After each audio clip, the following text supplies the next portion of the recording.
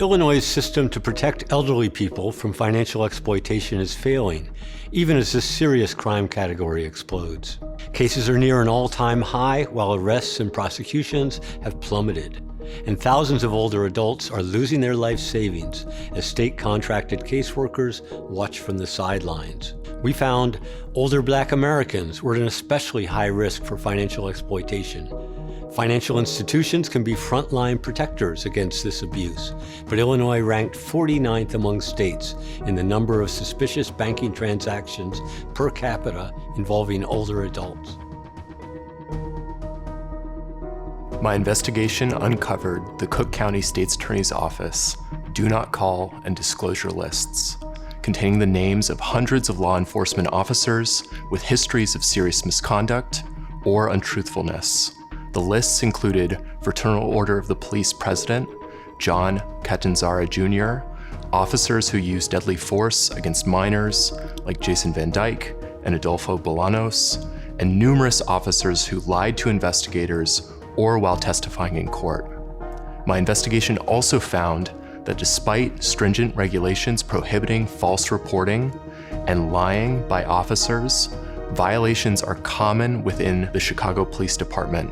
Strikingly, many of these officers who lied are still employed by CPD and also do not appear on the state's attorney's lists, highlighting glaring deficiencies in the lists themselves and in the enforcement of CPD regulations. The impact of my investigation was that 2 months after, Kim Foxx publicly released an updated version of the Do Not Call list, as well as a policy document governing her office's use of the two lists. Missing in Chicago is a 7-part investigative series by City Bureau and the Invisible Institute that exposes systemic failures in Chicago police handling of missing persons cases, a crisis that disproportionately affects Black women and girls. The series considered multiple aspects of the crisis, including failures in police policy and accountability, the impact on families, and potential solutions. The series started with a machine learning analysis of 30,000 complaint files, which discovered buried patterns of police misconduct, further marginalizing Chicagoans reporting crime, struggling with homelessness, substance use, and mental health disorders. Our data analysis of over 1 million records and interviews with more than 40 sources revealed racial bias and Chicago police officers who routinely violated state law and police procedure. Records were missing critical data points, and detectives closed cases prematurely, including those of 2 murdered teenage girls. Our reporting did more than reveal problems. We restored power to impacted families and humanized their stories. Nonprofit organizations are using our Know Your Rights Guide to empower more families.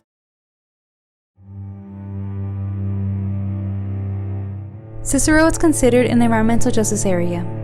For years, local groups have fought to bring attention to possible issues affecting residents, and we know from past conversations with residents that air quality is a concern. Our newsroom, Cicero, Independiente, and MuckRock installed air quality sensors in March of 2023.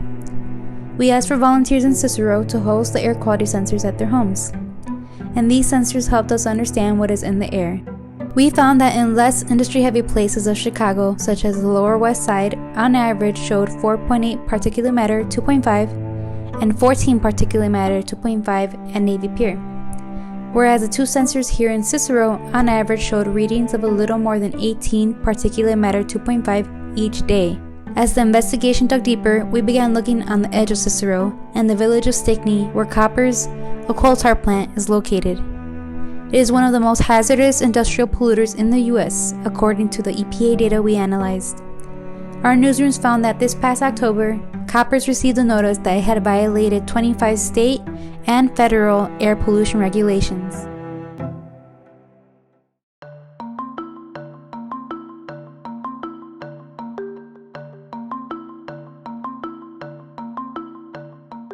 This one story has grabbed attention like few others. Actually, I think it was one uncomfortable interview that got things started. Meet Tiffany Henyard. She's the mayor of a small suburb about a half hour south of Chicago. She actually has 2 jobs. She's also the supervisor of the largest township in Illinois. When our investigative producer, Andrew Schrader, first came to me and said, "You're not going to believe the credit card charges," I was instantly intrigued. Dalton is a working class community, but that didn't slow Mayor Henyard and her team's spending. Some of those charges are for you, though. No, sir. You didn't go to Las Vegas?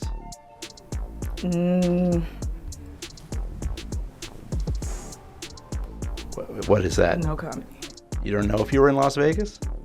Of course I do. Were you? It's not paid by them. Did you fly first class to Las Vegas? Any other questions?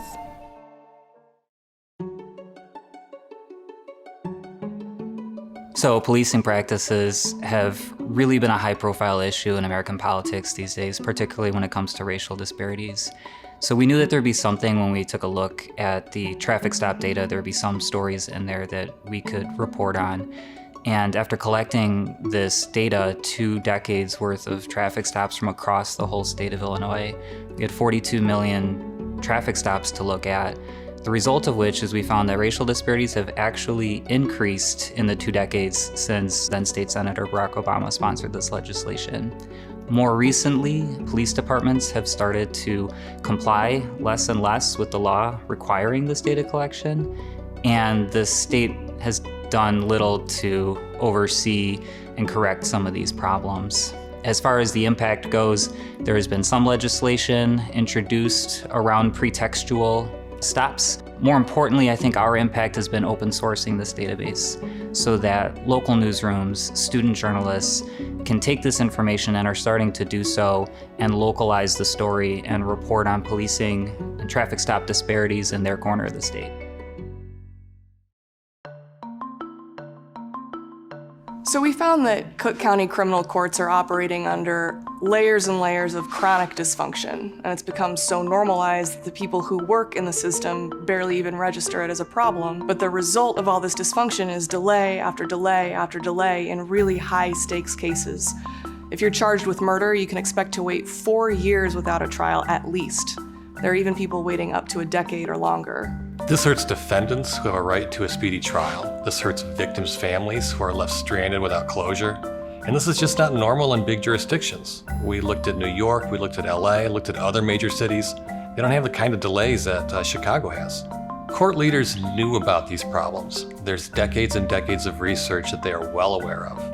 And after we published the series, court leaders really didn't say much to us about what they were going to do. Of course, they didn't really say much to us before either. But we did see movement after the series published.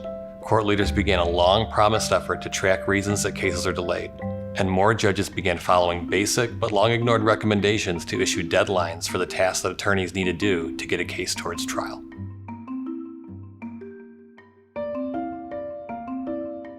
This was an unprecedented investigation. We obtained a database from DCFS, which normally would be confidential, but this involved foster children, and we fought for it for over a year, and we started mining for stories. And one of the big stories we uncovered was that 90% of all allegations of abuse and neglect involving foster kids went unfounded. That is an astonishing number. And so we dug deeper into that database and started to find foster parents that were repeat offenders. We were able to uncover a foster care parent that was a repeat offender who continued to get foster children after allegations of abuse. And one of the children that she got ultimately died.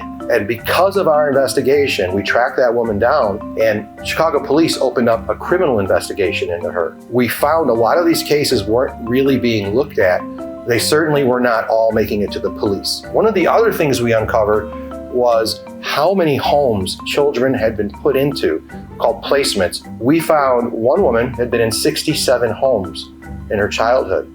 No one had ever looked at DCFS this deeply. Using their own data, we were able to tell all of these stories of abuse and neglect and multiple placements.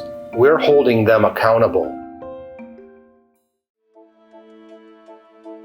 Our investigation found that a historic criminal justice reform law meant to free thousands of dying and disabled Illinois prisoners had failed to live up to its promise.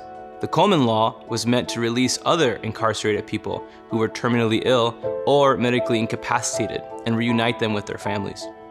But what we found is that the vast majority of prisoners who applied for release under the Coleman Law were denied, even though a doctor had determined that they had less than 18 months to live or were severely disabled.